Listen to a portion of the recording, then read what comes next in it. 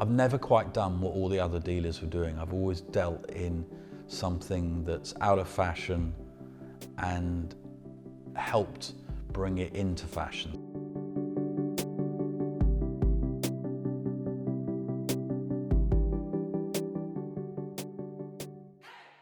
So I'm Michael James and I'm the CEO and founder of the Silver Fund. When I was a kid, growing up, perhaps even as early as 8, 9 years old, I collected coins and medals. I bought my first piece of Jensen silver when I was 18 years old. I bought a 4-piece George Jensen tea set and I loved it.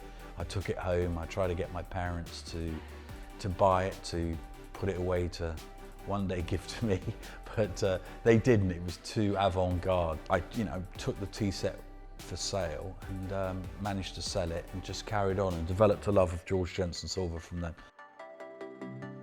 We ended up becoming the dealer, the biggest dealers in the world in estate George Jensen silver. We did, international fairs and exhibitions. We went everywhere from Hong Kong, Singapore, all over the United States, all over Europe, attending fairs. And we had a retail shop in London, and at one stage a retail shop on Madison Avenue and 77th in New York, and another presentation in Gumps in San Francisco where we had a concession.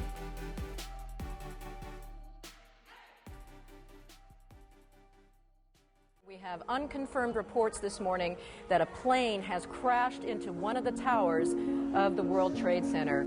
Then sadly 9/11 came along and changed the world. Everyone within financial circles, which was a lot of our clients at the time, lost a friend, a relative, or had a story of a friend that had lost their life in 9/11. And I think it changed the psyche of the American people. Life's finite. It can end tomorrow morning with a similar incident.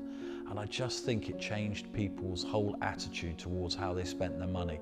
And obviously we didn't have the wherewithal, the experience and the expertise to change our business model quickly enough. So we went from being a hugely profitable company to a loss-making company overnight after 9/11, to have to go back to dealing with debts and repaying them back. That was hard. So this time round, I've decided, after having those brushes with failure, to create a company that wasn't built on debt, was built on much more solid foundations. Americans by nature, when they acquire wealth, they want to collect something, whether it's cars, whether it's jewelry, whether it's books, stamps, cigars, wine. It seemed a natural thing, a progression of our business, that one day we should open a store in Palm Beach.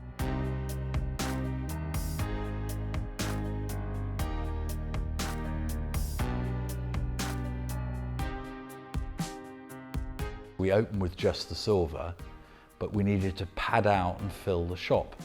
So what we did was, we'd always had a few bits of furniture, a few bits of lighting, but we decided to fill the shop up with that. That's what started selling really, really well. So we have ended up morphing into a business that specializes in 50s, 60s, 70s design, furniture, objects, lighting, pictures, photography, art glass. So this is a whole new aesthetic. We've basically re-engineered things from the 50s and 60s in the sense of colours and fabrics, and made them really modern and fantastic. Sort of accent signature pieces that a few of them in any setting will make a home. They really talk and they make the house sing. And that's a great thing to have. They make people happy. Can't do better than that. When we opened the store and we thought about how we were going to upholster things and what colours we were going to use, we could have done what every other shop does. White, grey, bland. And we nearly went down that route, which is safe. But we decided, what is it that we all love? And what's Florida all about? I mean, if you look around Palm Beach, it's about incredible colours, purples and vibrant colours of the flowers and everything like that. And so we decided to go down the route of really using bold and colourful fabrics. It was not a safe move. We were bold. We definitely went out of a normal dealer comfort zone with how we decided we were going to present ourselves. I believe we're tastemakers. Hopefully, more and more people over time will appreciate that.